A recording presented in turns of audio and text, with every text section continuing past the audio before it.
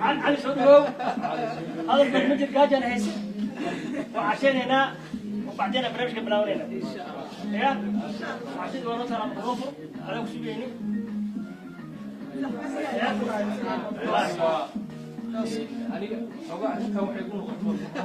والله شكله رد بين ساعه علي رد بين ساعه كذا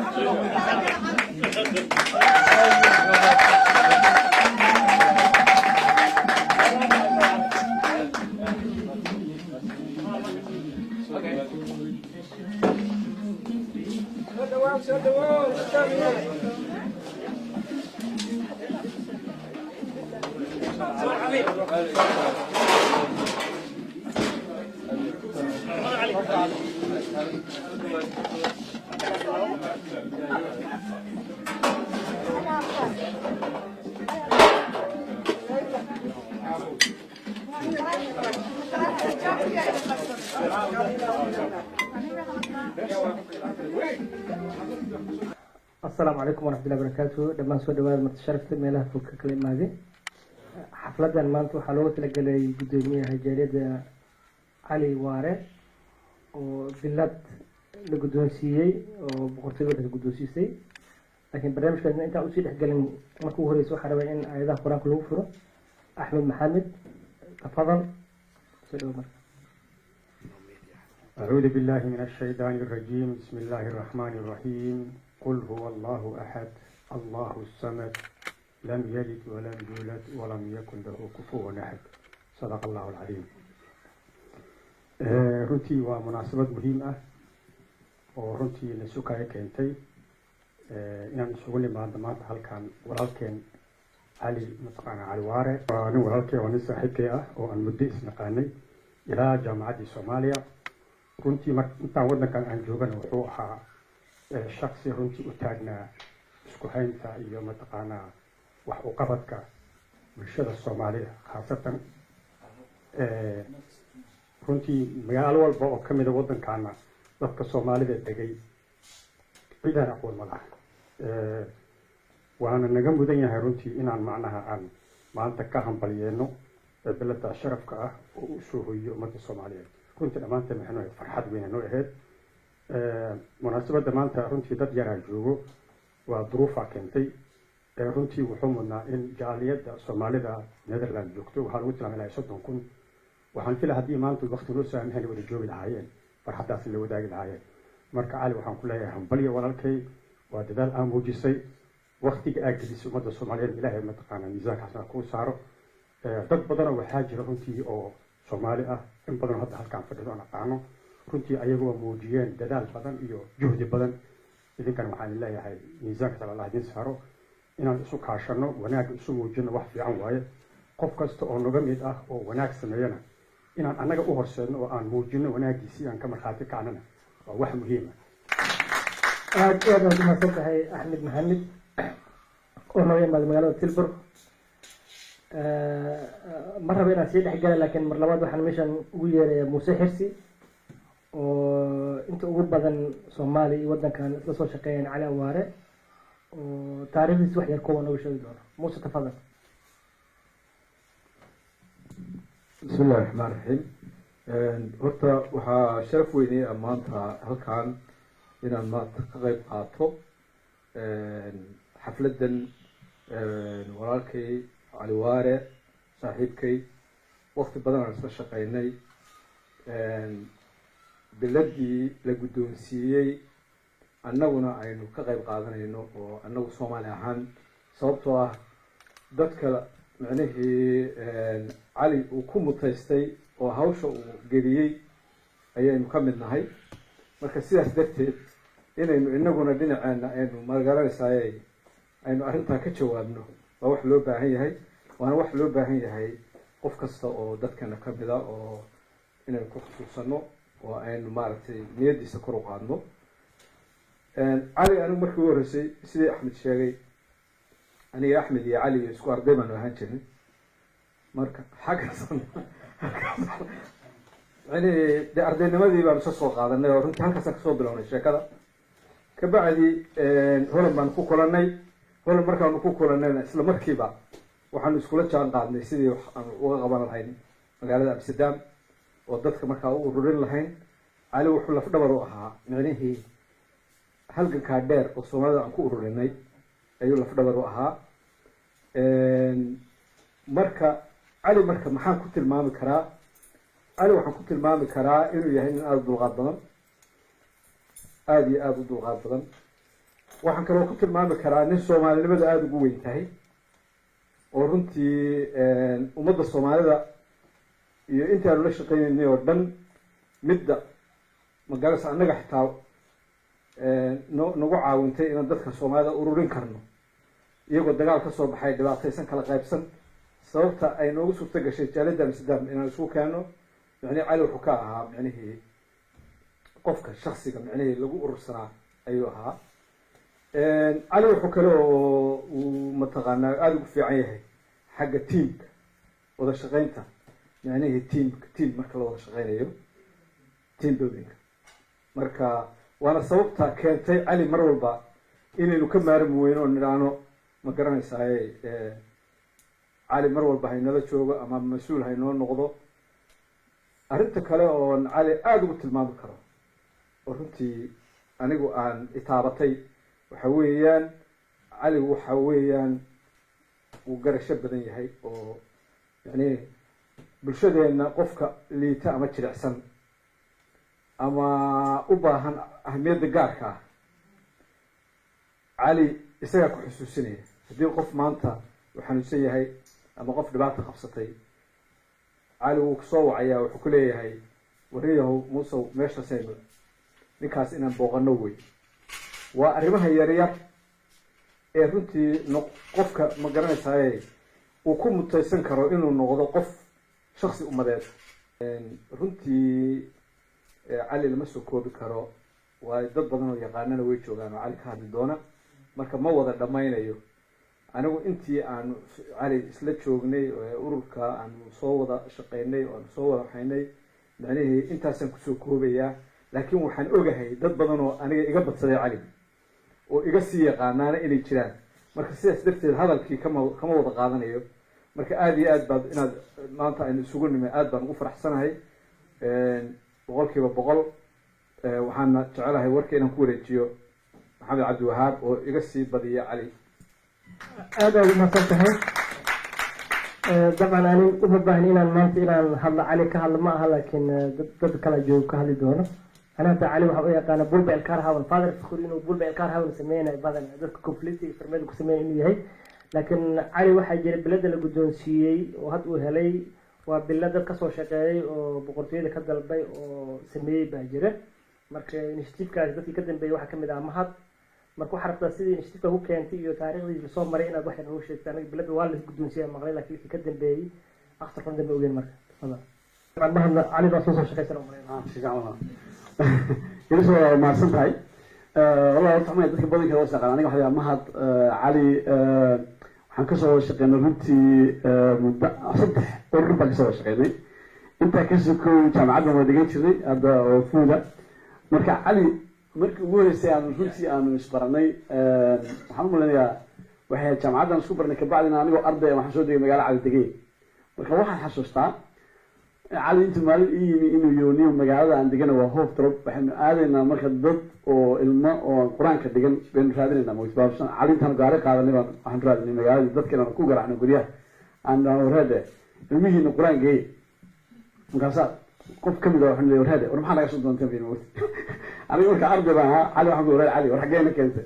marka waxaad garanaysaa cali runtii in the beginning marka anigu bartay kabacdi waxaan soo wada garnay ururka la yidhaahdo sonfao waxaan kasoo wada shaqeyn runtii hadda ugu dambeysay waan ka xisaabiye efson hadda waxmaya muuse wax badan sharxay cali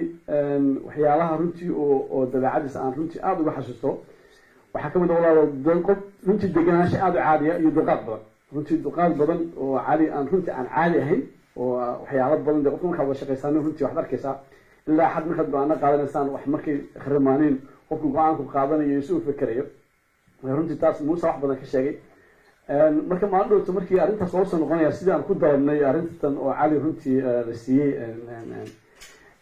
wax sheegay manaha cali runtii nin Soomaaliya kale ku kooban xataa waxaa jira cali dad Moroccan loo shaqeeyo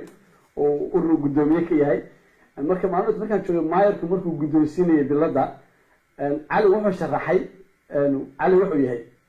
marka exactly hada waxyaalaha ku sharaxayna cali dulqaadka dadka inuu isku xiro حتى معها صوماليا أجنبية مروكان كعلي حتى حكيتشرا الحسبية أو بيت الدعاء أو حسبية وأنت ودك أوه وين مركا ويقرن علي واحد تريدك أن أوبها هنهوي ودك الهولن ضدك أن أوبها هنهوي مركا ضدك أن الصوماليا بنتو حيالها مركا إنه نفهمه حكم ذا قفك إنه جوجل علي شان لا تعطيك سدوا السؤال عن صورة بحشية وحكش قيني إن صومالي وش قيني مركا عجائب علي إنه ممر حتى عند هوفن و 60 كيلومتر نحن مانشستر ما أنت بحوجي إني ما إحنا عندنا بريدة بس بحوجي إحنا عندنا النميخ أنا وياه متفرعين إني وحوجي إني أنا شيء قلت له وينه سفولة دنيا كأنه واحد صد على حوجي تجيا مش عارفه شقي أنا رنت وقع أكيد علي وكان يمسك شقيني علي وحوجي ما تعرف علي المجال هذا كل بحكي ضدك حسن تجي وحد جالس أقول كثير كنت إنه الشيء قلت ضدك إنه صدق عاونه ويرتاح مركب علي ما كان أنت كذب بيني إلا قيمية أو قيمتها سلوك دي أنا ما رأيت رنتي ويعطي ضدك رنتي مجالات شو بحتى أو هندسة كذا قال رنتي أنت وايو وحلصية ضد رنتي معها وحشية برد إنه سيدنس كعادي ودسنا دي وصلنا يشقيني بلده وحلصية ضد إلى حد وحي سنين وحق غير العادي وصينا وده كان برنتي كودوسيسا لكن وضد رنتي كد دون ضد الكلام أو شقله عادي جا معها شقولي كلا أو دارا على قبتين dadka sababta la guddoonsiya marka cali runtii inuu qalmo xataa xagga Soomaalida oo la kamti meel walba cali oo laga hadlayo ama arrimaha Soomaalida hore laga hadlayo cali kama weynaysto magaalo walba uu tagay magaalo walba uu jooga marka in arrintaas la qiimeeyo anaga waxaan sameynay in magaaladeena oo aan deganay aniga Haarlem cali wuxuu nooga jiraa guddiga ahaan naga shaqeeya Muuse hadda sheegay wuxuu ku jira Hoofdorp wuxuu ku jira Amsterdam magaalada ku jira ma jiro marka caadi ma aha runtii marka dadku sitid anaga waxyaalaha aan qabano waan shaqana community laakiin caadi runtii qof la gaari karo ma qofkaas oo kale shacabka waa inay arkaaniin inuu qiimo gaar ah leeyahay dadka haweenka runtii way arkeen markii maayarku ku sharaxay wuxuu aad ayaan ugu baahnaa cali inaad nala joogtid inaad dadka ka shaqeysid dadka noocaas oo kale oo badan oo u baahnaa marka runtii qiimayntaas walaal cali wuu qalmaa wax ka badan runtii wuu qalmaa marka cali aad baa u mahadsantahay anigu runtii gaar ahaan saaxiibtinimo dartiis shaqada aad shacabka u hayso runtii waa shaqo muhiim ah marka in lagaaga mahad celiyo waa mutaysta aad iyo aad ugu mahad haddana waxaan u geli doonaa dad badan baa jira oo waddankan joogin oo nagala soo karin ay fariimo usoo direen oo fariimahaas oo usoo direen maxaa la dhahaa internetka marka wax yaraan fiirsan doonaa ila tahay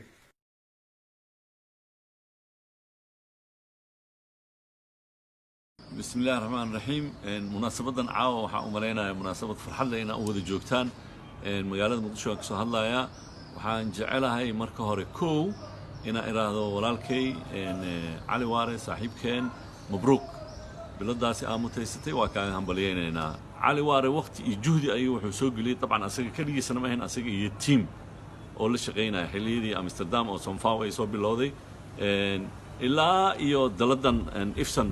markii ay soo gaarteen adkaysi badan oo dulqaad badan oo afgaaban ayaana intaas soo gaarsiisa umaleynaa in uu biladaasi helo waxaan leenahay walaalkeen iyo intii la soo shaqeysabo adiga si gaar ah mabruuk ilaahay ku barakeeyo waqtigaaga aad soo gelisay ilaahay ha ka abaal mariyo waxaan rabaa halkan inaan hambalyo uga diro walaalkay Cali Cabdi Awaare oo prize ku guuleystay oo ku saabsan shaqadii weyneyd uu soo qabtay oo waqtiga badan ahayd Somali community iyo dadka ajaanibta ee wadanka Holland degan haddaan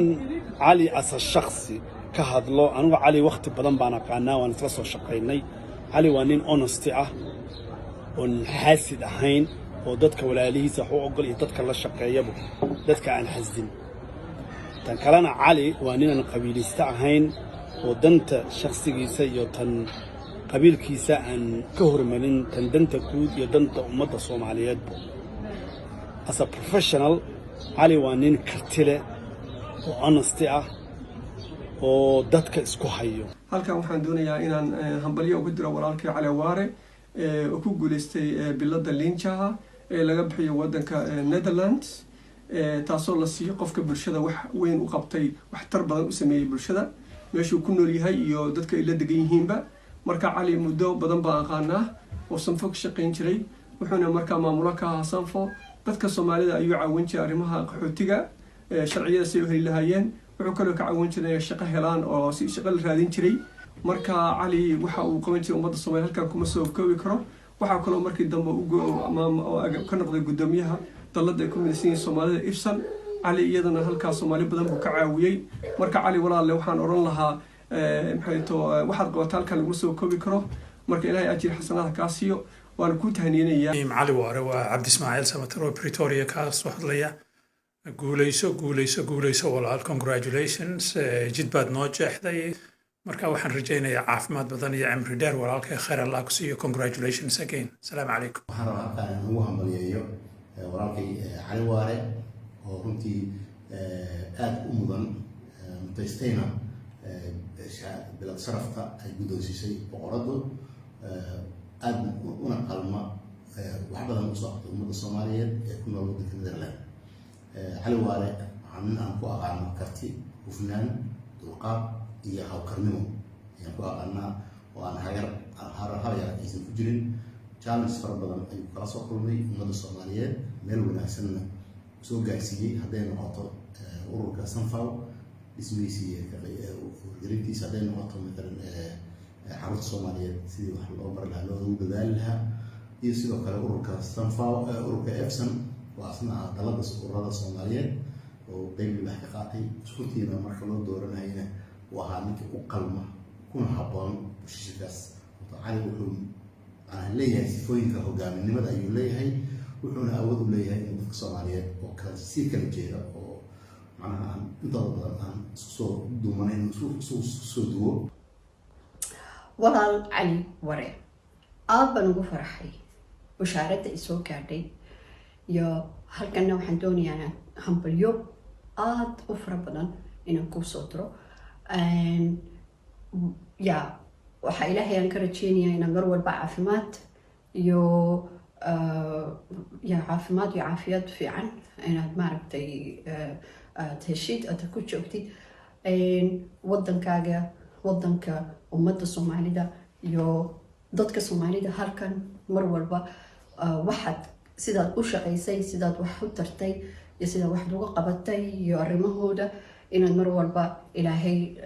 quwad iyo maaragtay qudrad weyn ku siiyo sidaad wax ka gaari kartid aad baan ugu faraxsanahay bushaaraddaas insha Allahna anigu wax waqti dheer ismaanu maaragtay xoog gudaha ismaanu baran laakiin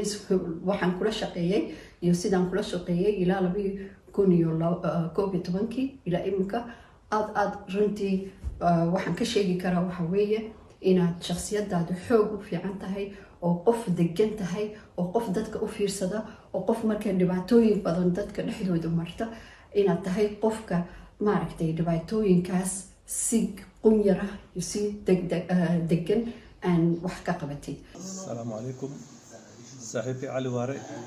waa saaxiibka Maxamed Guuled oo jooga magaalo la dhaho Marsabit ku taala waqooyiga waddanka Kenya waxaan inta kaaga soo dirayaa hambalyo ballaaran oo ku socota adiga oo waliba kugu hambalyeenayo bilada lagu siiyay iyo aqoonsiga boqorada iyo dawladda Netherlands ay ku siisay kulli waxaan ku dhihi lahaa maartay hambalyo waa shaqo adiga soo qabatay oo ku guuleysatay kulligeena aan ku faraxsanahay nin waxaad ahayd dadaal badan oo muddo dheerna maartay arinta ummadda ka soo shaqeeyay iyo waliba jaaliyadda Soomaaliyeed marka waxaan dhihi lahaa maanta waan ugu hambalyeenayaa ku faraxsanahay saas kuwad ayaan marka hore waxaan jeclaan lahaa walaalahay asxaabtii soo abaabulay kulankan caawa kooban ee loogu talagalay inaan ku sharafno walaalkeen Cali Waare soo abaabulay walaalkeen Axmed Yarisow Cabdi Maalik iyo Muuse iyo asxaabta inteeda kalaba dhammaan waan idin wada salaamay waxaan idinka soo salaamayaa waan joogaa Canada xaafadda reerkayga ayaan idinka soo salaamayaa fariinteydan caawan waxay si qaas ah ugu aadan tahay gudoomiye Cali Waare waxaan leeyahay hambalyo runtii waa abaalmarin aad u qalantid ahayd in Soomaalida ay ku guddoonsiiso ahayd in dowladda Holland ay ku guddoonsiiso laakiin waqtigeeda hadda yimid runtii waan kugu hambalyanayaa waxaana runtii kaaga mahadcelinayaa shaqada muhiimka ah ee aad u hayso jaaliyadda reer Holland waxaa iyadana runtii aniga xaggayga muhiim ah inaan kugu ammaano sida hoggaanka iyo maamulka aad uga soo baxday sanadihii la soo dhaafay Cali Waare waxaan kugu bartay inaad tahay hoggaamiye degan runtii dadka dhan jecel inuu dhagaysto biskhaydan ah isla markaasna leh xikmad iyo aragti fog oo mar walba fiirinaysa sida ay ummadda isugu hay lahayd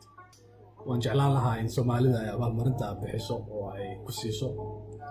laakiin ma aqaan inaad maqashay sheekada Allah u naxariistay Abwaan Gaari oo ku sheegay Soomaalida maraan sheekooyinkiisa dhageysanay wuxuu lahaa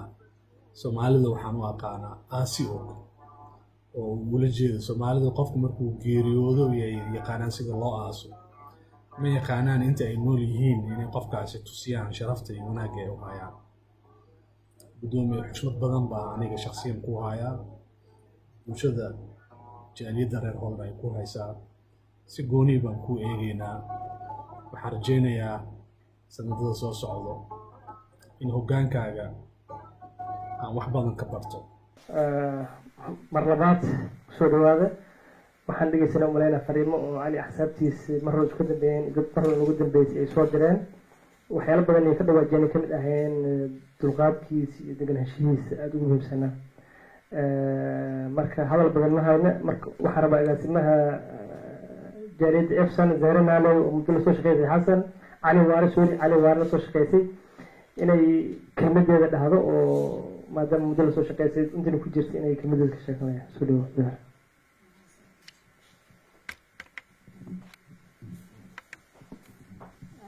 بسم الله الرحمن الرحيم ولا يا أما وسلامتين قف كمار أنت صوقف وهذا الشيء قبل لا وتدك أنا جنال الجورين أما دك كلا وهل كان كهلي وح اسكس منيش وح اسكمدها على كشيء كرتديسة دقات كيسة وحمودة إنه دك ثلاثة نقص درانو معناه إسقيهم ما كتاس أي حقيقة قوة على كاركترستي أوليه أستعمها الغقرة وح معناه محو حيوقف كسبة جارهان لنا عدلقات كيسة لنا كرتديسة لنا الصومالي جعل كيسة ذاك السيدة السمن أبشر كيان أنا أيا أنت ماشي جوي فرح جلسي أنا هدان أصور نقطة علي وحان برتي وان أقانا لكن سفي عن مركي إرسان وسمينا يدقوا هبانتا أو 2002-2003 صنفو همر إسرات أيا عبد الناصر وهذا هالكان فدية محوها موسى محوها محمد انتينا صوتنا رقية عدو ومعناه دقوا هبانتي إرسان معناه لقى شقينا أيا علي وحو نسيا سو دايركتر كصنفو إنا ماشاس وقت كان ربنا aan muxuu ahaay aan ku shirno oo weliba raashinkayna kafeegayna shaahayna naloogu daray cali marka muxuu ahaay ilaa intaas Efsan xoogaa waa la habeeyey 2006 waxaa la gaaray muxuu ahaay doorashadii Efsan gudoomiye waxaa noo noqday muxuu ahaa Allah u naxariistay Ibrahim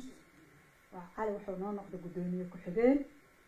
ilaa iyo 2009 waqtigii ugu kululaay oo macnaa ay runtii Efsan goobjoogaan ahayn oo ay soo martay ay ahayd 2009 ay ku sigataba inay Efsan baaba'do laakiin danksay ma haddaas waxa waaye dad badan oo maanta inta fadhiya gaar ahaan cali inuu macnaa horseed oo ka noqday oo qolooyin kale oo kumeel gaar la yiraahdo oo xilkii hataa ku sii wareejiyay kabacdi macnaa saas ayay macnaa oo u soo dhismay ilaa iyo maanta oo noo yahay gudoomiye mahad oo runtii isagana meesha aga amaana oo 10 sano noo ahay runtii xisaabiye oo anigana aan la soo shaqeeyay the last 10 year maxamed oqoya cadow muxuu ahay salaad intaasoo dhan waxay soo mareen hadda oo gabadheena noogu yartahay amal ay dastuurka ay ka mid tahay intaasoo dhan dastuurka efsan way soo mareen efsanna waxa waaye ururka keliya runtii aan ku faani karno idinka ayaa soo gaarsiiyay yurub oo dhan urur saas isu heesta ma jiro hadda meeshan Holland markii la sheekaysto oo hoos loo seexanto urur macnaha xafiis leh oo weli dadkiisii wada annaga ayaa badanaa macnaha dad nala mida way jiraan macnaha waxaan ka wadaa macnaha jiritaanka urur overcouple ah Norweyan taga markaas la yirmo hal urur ayaa idin ka wada dhaxay hal urur oo konton urur macnaha muxuu ahaayay ay hoos imaadaan ayaa daladaas ayaan leenahay dad yar ayaa daladaas leh marka walaalkay cali muxuu ahaa cabdi awaare meeshan amaantiisa laguma soo koobi karo waxaan ku rajaynayaa waa bilaaw siiwa iyo banta noqyong marka muxuu ahaayay inaad muxuu ahaayay aad ka sii wadido tibeedi kaamaraha beenaya aniga maskaxdayda ku jirta inaan olol ku galno muxuu ahaa qof soo ama qameenta raad iyo ayaan rabnaa muxuu ahaayay inay muxuu ahaayay dadka ay noo galaan waa mahadsantihiin efsan waa urur weyn hal qof kama shaqayn karo waa dad maanta meesha oo jooga dad ayaa soo gaarsiiyay aniga muxuu ahaayay dadkaasna waa ku ammaanantihiin inta wada fadhido dhan maanta dastuurka efsan way soo mareen maanta efsan waxa meeshan after sanadkan waxay noo tahay 26 sano soo gaarsiiyay waa dadka iyo hoggaanka iyo dadka runta si fiican isla wada shaqeeyay waa mahadsantihiin cali adigana meesha ka sii soco hadii ilaahay zahra aad ayaad umahadsan tahay marka cali ammaantiis ma soo koobi karna umalaynaa sidii loo sheegay kuma darayna anaga beladan dadka kala kasoo shaqeeyay waxay jeclaan lahayn inay efsan kasoo shaqeyso oo efsan u dalbatay laakiin ma dhicin waa howlgaba sameynay waa soo daaray xogeeyad hadda haddii hor laga hadlay ay diigan conceptga ka imaanaysa maanta meeshan ka imaanaysa nagama imaan dastuurkeena efsan iyo makama imaan muuse cabdimaali aa soo jeediyey laakiin arrintaas markaa dastuurka la hadlay way u riyaaqeen way soo dhaweeyeen marka tala hadday inay qofkan ka imaatay walaalkaada ku jirta marka waa arrin aada muhiim ah marka waxaan kusoo dhaweynaya meeshan gudoomiye ku-xigeenka jaaliyadda efsan maxamed guure ninka nooga dheer waay meeshan hadda jooga umaleyna ma ah ninka nooga gaaban inuu oo kelmadiisa dhaha calina u yeere marka efsan waxay isku taxaluujisiinaya iyadana beladeeda guddoonsiisa cali soo dhawaab السلام عليكم welcome علي لو كلمة أو كربكاي تاجنا كيرادو waxaan horta inta qof hadlaysay qof iska hadli maayo afkaaga qoyan iska hadli maayo hadalka calaajin maayo laakiin xibanta hadalka inta arkayseen videoga cali hal shay oo unique ay ku tilmaameen waxa kamid ah been ilaaha aaye waxa weeyaan waa degnaanshaha ay absaan hadda degan tahay qayb weyn ku yaacay that is the reality qofka haddii ummadda isku wadi kiisa xun kiisa fiican kiisa dheereeya kiisa gaabiya kii dhaqso carooda isku wada qualitygaas waxaa leeyahay waxaa qayb ka tahay 12 sano haddii u dambeysay cali qayb uu ka lahaa cali horta taas waa kaaga mahad celinaya waxaan sharaf weyn ii ahay inaan kula soo shaqeey waxyaalo badan aan kaa bartay dabcan muuso de asagana qayb weyn ka ah oo saaxiibkaaga ah cabdimaalik maxamed zahra dad unique oo aad la soo shaqeysay oo de salaado ya cali stiila ahmed jaceyl mahad ya roqya cadow intaas kulli dad quality way leeyihiin intaasna waxay ahayd dhegeysiga aad furtay iyo dhegeysiga aad furtay aad u dhegeystay in hadalkood dhegeysatay ayaa meesha ku gaadhay maantana ku mutaysatay mahadaan maanta dadka soo abaabulay muuse iyo cabdimaalik ka soo ormatay iyo yariisow waa idinkaga mahad celinaya xafladan sharafta leh iyo sidaa u soo abaabisheen anagoo ku hadlaya magaca dastuurka efsaan magaca soomaalida oo dhan qali waxaad iga guddoontaa sharafkan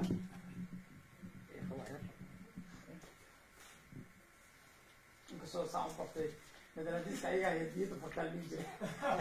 laqan hadda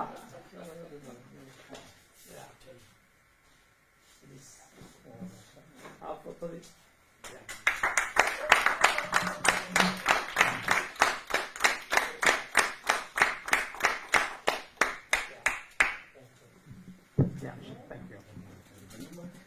iyo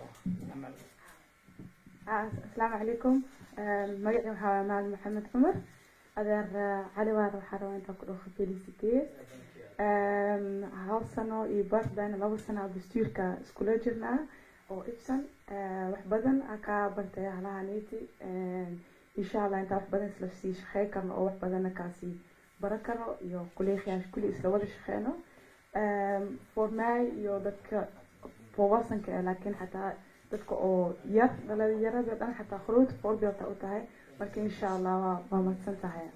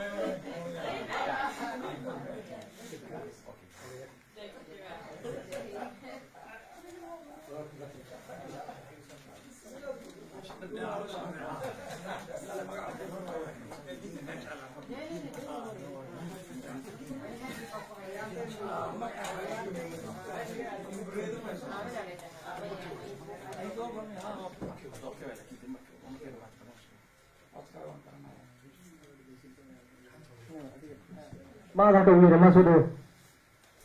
mahad ugu dambeyntii 10 sano oo ugu dambeysay wuxuu ka ahaa Benning Mr. Epson ku ahaa arrintaasna waxay dhilisay inay Epson yeelato MB yeelato iyo yeelato CDF iyo shaqo badan soo qabtay marka waxaan rabnaa inaan ku wareejiyo telefoonka mikrofoonka aan ugu dhiibo gudoomiyaha Axmed aad iyo aad u mahadsan tahay marka waxaan jecelahay inaan marka hore mahad aan guddoonsiiyo hadiyadan marka guure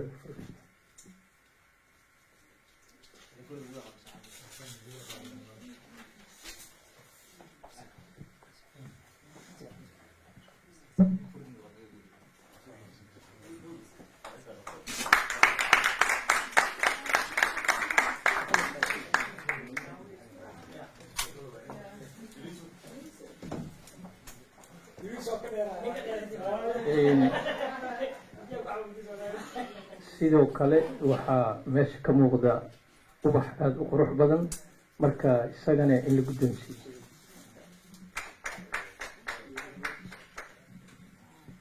أنا مثل بستير حتى حرمنا أنتي أو هذا يعني كفت ناس متجاو يعني كل شيء خير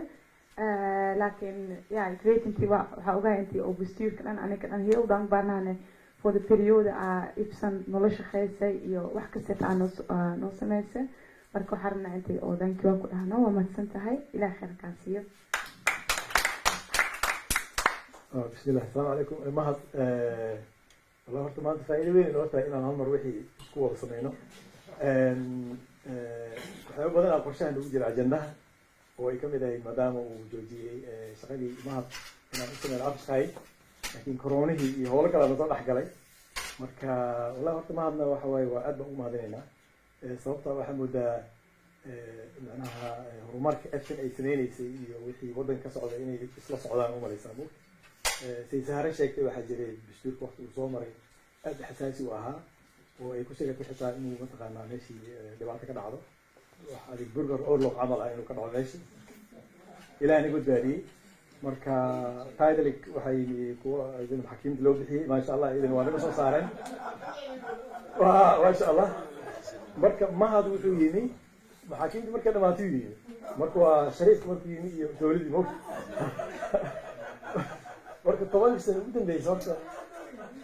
way adow yahay waxay ahayd meesha ugu muhiimsan oo ururka laga dhisay inay dhaqaale marka ma hadda waxa way taas ugu mutaysa horta sayladkiisa shahaado sharaf oo weyn waa aad ugu mahadinaynaa mataqaana waa shaqayn fiican aan soo wada sameynay kullay mataqaana waxyaabo badan oo aad ugu adkay ya kelmado badan oo ka barnay la hadda waa isticmaalnaa waxaan waa dubiyoos dubiyosh faktiira dib loo celiyo idinkaan idwaasay marka hadda waxay noo noqotay iyo arrintan macnaha ballanta kuma jirin maogtahay laguma ballamin marka arrimaha ilmaha meeshkiiga aqaanahay waxaa umaleynaa dhaqaalaha halkaasu ka keenay marka iyadana wallahi waxay noqotay ururkii iska dhaafay inay wax ka baxaan lacagtiisa inay badato oo marmar markuu la weydiiyo la dhaho ururka meeqaa lacag u taal wuxuu dhihi jiray idinka maxay weydiinaysaa bankiga fiiriye marka waad wallahi waa aad baa umahadsan tahay warkan mara inaan kudusii dheeraado ururka meel fiican uga tagtay annagana waxaan rajeynaynaa macnaha ilahay inuu nala garab galo meeshiisa meel ka fiican lasii gaarsiiyo marka maasha allah calina waa nala joogaa inkastoo dee ma cali hooyadiisa dhan loo dhameeyey laakiin waxaan kelmadeed ugu dari lahaa cali sababta keentay macnaha ay yihiin dadka in ay macnaha ku jeclaadaan waxa waaye macnaha diinta xitaa waxay leedahay qof wax wanaag markuu sameeyo ilaahay baa dadka amrayo wuxuu leeyahay addoonkaygaas dadaalaya waa inaad jeclaataan marka waa wax macnaha qulubta ilaahay dadka u geliyey qofkaas wanaagga sameynayo inay jeclaadaan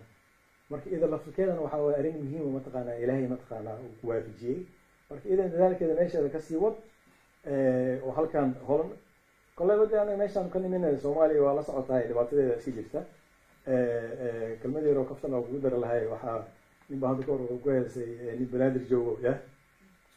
oo beledweynaha haysta mogta adiga hadda waxaa tahay nin amsterdam jooga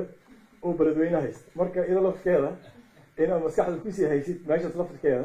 howlo fara badan ay u baahan tahay waddankaana waa waddan saa ula socotid oo caan ku ah water managementiga marka taa laftirkeedana insha allah ilaahay ha ku waafajiyo iyadana waxaa la rabaa waa folcom oo barat insha allah ilahayna ku fududeey jazaakum allah khayr aad waa mahadsantahay tusbaraga sameey aad u fiican yahay waxaad ku darsanaysaa okay ugu dambeyntii waxaan usoo gabagaban doonaa cali awaara laasa kalmasiina dadniyo aad baa mahadsantii walaalo runtii hadda waxay u noqotay farasing runtii cali hadda meesha cali bay noo nimi mogti marka waayo hadda dadka adiga yeerteen marka walaal horta aad baa mahadsantihiin epson waxaan maleynayaa sahraa ka sheekaysay epson walaal waa urur muhiima oo runtii sida uu dhisan yahay runtii unique ku ah soomaalida marka in runtii lasii wado oo lasii horumariyo oo runtii hadda dhalinyaraha runtii ay soo galaan oo ay horumar ay kusii socoto aad bay muhiim u tahay ururkaas runtii qiimaha uu leeyahay waa qiimo weyn runtii inay dadka badan fahmaanay weeye in lala shaqeeyo wey anima haddaan hadda diyaar baan ahay inkastoo hadda ka shaqeeyo local laakiin aan lasii shaqeeyo diyaar baan ahay runtii hadda maamul baa jooga laakiin waxaa fiican lasii horumariyo oo runtii la gaarsiiyo meel dheer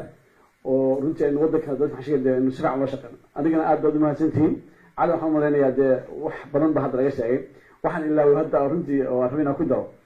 waxaa jirta maalin dhexdasoo runtii shay qofka qiimaha u leeyahay waxaa jirta maalin khilad brothers uu dad reer soomaaliya gurigooda lagu qoray waddanka ka baxa cali baa soo wacay mogti kasoo xeego mahad reerkaas marka wan naqaano anaga waxii ma garanayna mogti inaan magaalada reerkaas degan waraaq u qorno oo khimeyntraadka waraaq u qorno oo khimeyntraadka soo wacaanin eg waa qualiteed magaalo qof soomaaliya aadan garanayna wuxuu yahay in reerkii aan wacno naniyo waa idin dhibay dhibaatada gaarsiiyo waraaq loo qoro oo khimeyntraadka iyo maayirkana soo wacaanin waxaad garanaysaa qofka ilaa xad soomaalinimadiisa qofka ilaa intay sii dheertay ma aha qof xitaa ka fekeraya magaaladiisa uu degan waa magaalo soo weligii ma garanay magaalada waa magaalo tuulo yar waxay ku taala xaggee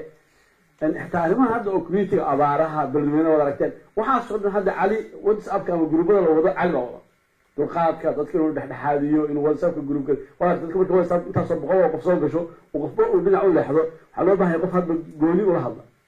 waa unique inuu qof intuu waxaasoo dhexdhexaadiyo uu haddana uu meel ku hago arrimahaasoo dhan qualiteedkaasoo dhan waa la sheegay walaalo cali waa mahadsan tahay mid waana ku mahadsantihin absan dastuurkiina waxaan malaya waqti badan waa la shaqeynay shahro hadda halka fadhida runtii oo iyada laftooda unique ah iyadana loo mahad celinayaa waa mahadsantihin walaalo aad ay mahadsantihin farsakartaan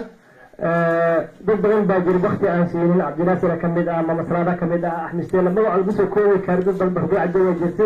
laakiin waqtigi maadaama waa sheekaysanayna laakiin waxaa siinayna kelmadii ugu dambeysay cali awaaro oo laga dhaway waxyaa badan la sheegay inuu noo soo gabagabay ka bacdina sawir isla galna arabaa koob kelmada tafadal cali bismillah wallaahi runtii horta dareenkayga lama qiyaasi karo qof bini aadana ayaan ahay waxaan jeclahay inaan runtii si weyn aan ugu mahad celiyo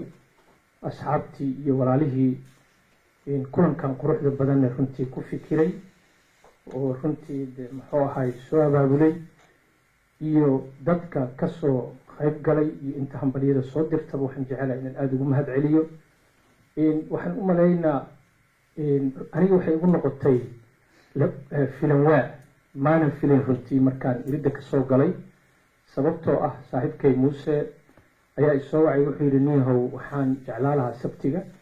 inaan dalxaaq aan tagno oo muxuu ahay aan cabdimaalig aan bal maaragtay maadaama aan xoogaa iska sheekaysan marmar arrimo aan ka sheekaysano soomaaliya marka waxaa yidhi dhib ma laha muuse marar badanaan adoon diyaar ahayn aan kusoo gurigaada kugu imaadaan meel kuu kaxeeya marka mushkilamada waa israacaynaa sidiiyaan isku soo raacnay marka maanan filayn runtii waxay igu noqotay faraasin markii aan meesha kasoo galay oo aan dad asxaab ah oo runtii dadka aan holan ugu jecelahay ka mid ah oo aan soo wada shaqayno welina aan wada shaqayno aan meeshaan ku arka runtii waxay igu noqotay aniga lafteyda filmwaa marka wax la qiyaasi kara maaha waa dareemi kartaan wax adan filanayn markii sikadiisa maaragtay lagugu muxuu ahay aada ula kulanto dad badanaa halkan ka hadlay oo asxaabnahay qaar kalaa soo hadlay dhammaantood runtii waxay sheegeen ammaan fara badan muxuu ahay waa ku mahadsan yihiin anigu runtii weligay kuma fikirin shaqada aada mujtamaca soomaalida u qabanayso ama dadka kale xataa oo aada la shaqayso hawsha aada u qabato waa laga yaabaa qofku shaksiyan inuu ku dhaho waa mahadsan tahay laakiin in runtii muxuu ahay lagugu abaal mariyo wallahi weligay kuma fikirin marka dadkii gartay oo runtii arrintaas ku fikiray uu mahad saaxiibkay uu ka mid yahay iyo intii kaleba aada iyo aaday u mahadsan yihiin mar kale aada iyo aad aad ugu mahadsan tihiin runtii waa abaalmarinta runtii waxay ku timid adika dartiin waxawaa haddii aysan jirin adika dadkan communitiga u shaqeeya oo wanaagsan oo waktigooda faraha badanna geliya waxaa la yidhi far keliya fool ma dhaqdo runtii qof keliya wuxuu qaban kara malaha marka runtii waa nala wada abaal mariyey waa aada iyo aad ayaad muxuu ahay u mahadsan tihiin waxayna na siinaysaa runtii dhiirigelin dad badan oo aan leeyahay waa mudan yihiin runtiina waxaan ogahay inay fadhiyaan maaragtay insha allahu iyaga annagaa nala ka rabaa sida mahad uu sameeyey oo kale inaan u guntano inaan muxuu ahay aan ku dhiirigelin marka mar kale walaalayaalow aada iyo aad aad u mahadsan tihiin waa idii mahad celinayaa 100% waxaan si gaar ugu mahad celinaya saaxiibadeydii anaan ogeyn runtii arrinta iga dhigay faraasin marka muxuu ahay waa saasaan mar kaleeto idinku mahad celinaa kulligeen khayr allah idin